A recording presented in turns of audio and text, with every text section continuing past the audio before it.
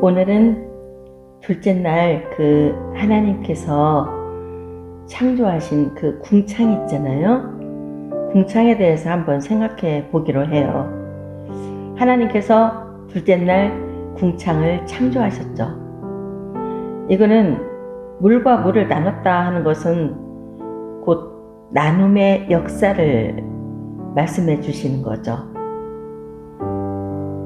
빛과 어두움이 이렇게 나뉘고, 그리고 세상과 내가 나뉘고, 또 주님 것하고 내 것하고 나뉘고, 그리고 의와 불의가 나뉘죠. 그래서 이거는 윗물과 아랫물의 나눔의 역사인데, 영적으로는 예수님의 찢어진 것을 예표하고 있는 것입니다. 주님이 죽으실 때 말이죠. 어때요?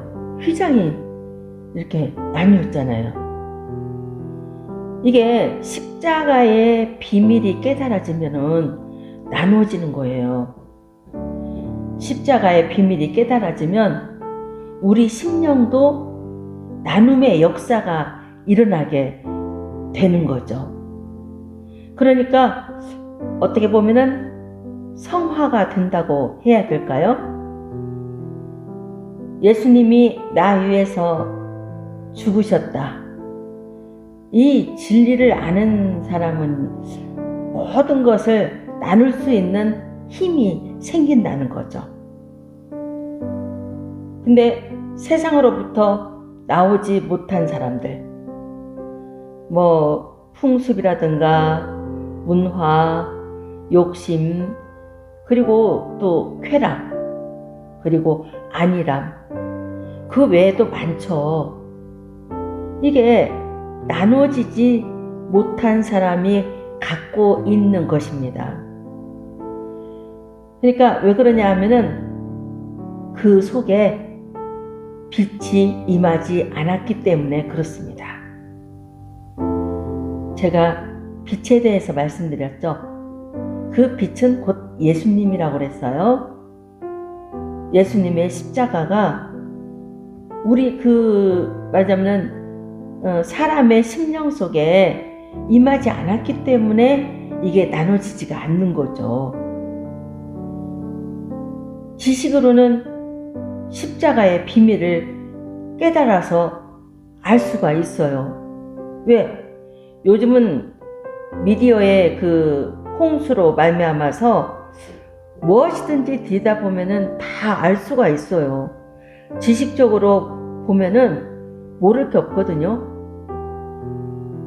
보통 우리 주위의 사람들을 보면은 네이버라든가 아니면은 다음이라든가 이런 것들을 보고, 이런 것들에 들어가서 보고, 이렇게 거기에서 지식을 끄집어내서 내 것으로 만들기 때문에 상당히 알고 있구나, 뭔가를 알고 있구나 라고 이렇게 생각이 들 정도로 이렇게 아는 체를 하는 분들이 많아요. 근데 그 심령 속에 예수님의 십자가의 은혜가 임하지 않으면은 그대로 풍습에 젖어서 살고요. 또 문화에 젖어서 살고요. 그리고 그 욕심이 그 속에서 떠나질 않습니다. 그리고 즐기는 거, 쾌락 말이죠. 즐기는 것을 좋아해서 영화가 새로 나왔다 하면은 당장에 영화관에 달려가요. 또 어디에서 무슨 행사를 한다 하면은 거기에 당장에 달려가요. 또 그거 외에도 여러 가지, 제가 한두 가지만 말씀을 드려서 그렇지만 그 외에도 여러 가지가 있죠. 이렇게 쾌락을 위해서, 그리고 안일함 속에서 살아간다는 거죠. 왜? 왜 그러냐고요? 예수님의 십자가의 은혜가 그 심령 속에 임하지 않았기 때문이다, 이 말씀입니다. 심령의 빛이, 그러니까 예수님 십자가의 경험이 강하게 임하게 되면 모든 사람들은요 결국 죄로부터 나오게 되고요, 세상으로부터, 세상이 어디겠어요? 애굽이죠. 애굽에서 이스라엘 백성들이 나오게 되죠. 근데 그 애굽은 곧 세상을 뜻하는 것입니다.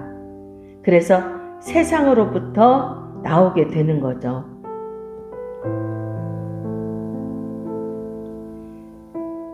우리의 심령에 새 창조가 이루어지면 그 후에는 반드시 나눔의 역사가 시작되는 거예요. 아까도 말씀드렸죠. 주님 것과 내 것이 구분이 되고 의와 불의가 구분이 되고 물과 물이 나뉘는 것처럼 빛과 어두움이 나뉘는 거죠. 그리고 세상과 내가 나뉘는 거예요. 그래서 예수님의 빛이 우리 속에 들어오면 나뉠 수밖에 없어요. 옛날에는 유행가가 그렇게 좋아서 유행가가 나오면은 막 저절로 어깨가 으쓱으쓱해지고 그리고 저절로 몸이 흔들어지고 그러잖아요. 근데 예수님의 빛이 우리 속에 들어오니까 이제는 그런 것이 시시하게 느껴지는 거예요. 오히려 주님을 찬양하는 찬양이 더 우리 속에 더 은혜로 느껴져서 예수님 찬양하는 것이 더 좋게 느껴지죠. 그래서 항상 일을 하다가도 찬양을 하고, 그리고 길을 가다가도 속으로 찬양을 하고, 그리고 또 여러 가지 이렇게 휴식 가운데도 찬양을 하게 되고 찬양을 또 듣기도 하고요. 옛날에는 예수님을 믿기 전에는 어떻게 됐어요? 그러니까 나눔의 역사가 있기 전에는 어땠어요? 그냥 좋은 데는 다 찾아다니고 막 그랬잖아요. 그렇죠? 근데 사실 물론 우리가 예수님을 믿고 난 뒤에는 명소 같은 데도 찾아가긴 해요. 하는데 거기 가서 무엇을 느끼냐? 바로 예수님께서, 하나님께서 지으신 창조의 역사를 깨닫게 되는 거죠. 그게 바로 나뉘었다는 증거입니다. 모든 사람들은요, 결국 죄로부터 나오게 되고요, 세상으로부터 나오게 된다는 거죠. 우리의 심령에 새로운 창조가 이루어지면 그 후에는 반드시 나눔의 역사가 시작되는 거죠. 근데 우리가 그 모세오경을 보면은 말이죠. 모세오경이 뭐죠? 예, 맞아요. 창세기와 출애굽기, 그리고 레위기, 민수기, 신명기입니다. 근데 이 모세오경을 들여다보면은 참 신기한 것을 우리가 느낄 수가 있어요. 영적인 단계가 차곡차곡 이렇게 그 쌓아진 속에 진리가 들어있다는 것을 우리가 깨달을 수가 있잖아요. 창세기는 새 생명의 시작입니다. 그러니까 창세기는 시작을 뜻해요. 출애굽기는 나눔을 뜻해요. 그러니까 뭐냐면은 새 생명이 시작되면은 구별의 삶이 시작되는 거죠. 애굽에서 탈출하죠. 애굽에서 나오죠. 그게 바로 세상으로부터 나오게 된다는 것을 의미해 주는 것입니다. 애굽, 그러니까 세상, 그리고 죄, 사단의 지배에서부터 탈출하는 거죠. 세상으로부터 나눌 수 있는 힘이 생긴다 이 말이에요. 그러면 레위기는 뭘까요? 레위기는 교제입니다. 여러분들이 이렇게 성경을 읽어보시면 뭔 제사 같은 거 많이 나오잖아요. 그래서 레위기는 정말 읽기가 이렇게 너무나도 힘들어. 너무너무 이렇게 지루해. 뭐 이렇게 생각할 수도 있어요. 근데 레위기는 가만히 그 속을 들여다보면은요, 교제를 뜻해요. 교제. 이거는 죄로부터 나오면, 그러니까 세상과 마귀의 속박에서부터 나오게 되면, 구별되면 하나님과 교제가 시작된다 이 말이에요. 하나님과의 친교. 죄와 세상과 마귀로부터 나온 후에 바로 시작되는 것이 바로 뭐냐? 하나님과의 교제를 말하는 겁니다. 제사를 통해서 하나님과 교제를 나누는 거죠. 그러니 얼마나 기가 막힌 비밀이 들어있다는 것을 우리가 알 수가 있죠? 그러면 민수기는 뭐죠? 민수기는 전투를 뜻합니다. 민수기에 보면은 인구조사가 나오죠? 그러니까 이거는 왜 그러냐? 군대를 조직하기 위한 인구조사입니다. 이건 군대를 왜 조직해요? 그거는 마귀와 싸우기 위한 영적 전투를 보여주는 거죠. 마귀와 싸우기 위한 영적 전투. 그래서 인구조사를 하고, 그리고 하나님의 백성들이 이 나아가는 앞길에는 말이죠, 항상 대적들이 기다리고 있어요. 어떤 거냐? 육신적인 것, 세상, 그냥 이 세상적인 것, 그리고 마귀가 기다리고 있다 이 말이에요. 그래서 우리 앞에는 항상 이 마귀가 그리고 세상적인 것과 그리고 육신적인 것이 우리를 기다리고 있어요. 그래서 어떻게 하면은 우리를 자기네 편에 끌어들일까 그 연구를 하고 있다 이 말이에요. 우리 속에 예수님의 빛이 조금만 이렇게 사라지게 되면 바로 우리는 어떻게 되냐? 세상적인 것을 바라보게 되죠. 육신적인 것을 생각하게 되죠. 그리고 나도 모르게 마귀의 이끌림에 따라서 나아가게 되는 거예요. 그러기 때문에 우리는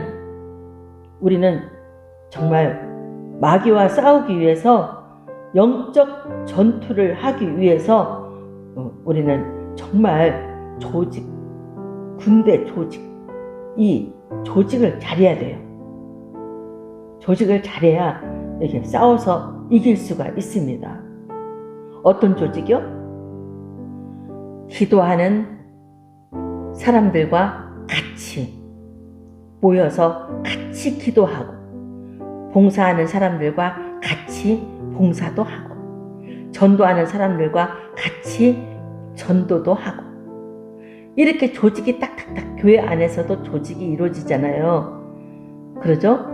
목사님 밑에 장로님, 무슨 그렇다고 해서 계급이 있는 게 아니고요. 장로님들이 계시고, 그리고 권사님들이 계시고, 그리고 안수 집사님이 계시고, 그리고 또 집사님들이 계시고, 권찰님들이 계시고, 이렇게 성도님들이 계셔서 이렇게 조직이 딱 이루어져야 정말 힘을 합해서 마귀와 싸워서 승리할 수 있기 때문에 이렇게 조직이 되어지는 것입니다. 그러면 신명기는 뭐죠? 신명기는 새 계명입니다. 우리가 삶의 의미를 알고 사명을 알게 되는 것을 보여주는 말씀이 바로 신명기예요. 그리고 또 무엇을 알게 해주시냐? 말씀을 통해서 우리의 직분을 알게 돼요. 우리 자신의 위치가 무엇인지 비로소 깨닫게 된다 이 말이죠. 그렇기 때문에 우리는 정말 우리 자신이, 내 자신이 과연 어떤 위치에 있는가 보고, 그리고 우리는 더 앞으로 나갈 수 있는 그런 사람들이 되어야 될 줄로 압니다. 자, 창세기 시작, 출애굽기 나눔, 그리고 레위기 교제, 민수기 전투, 신명기 새 계명, 이러한 것들을 우리가 다시 한번 생각해보고 말씀을 읽게 된다면 그 말씀의 깊이가 더욱더 우리 심령 속에 더 가까이 다가올 줄로 압니다.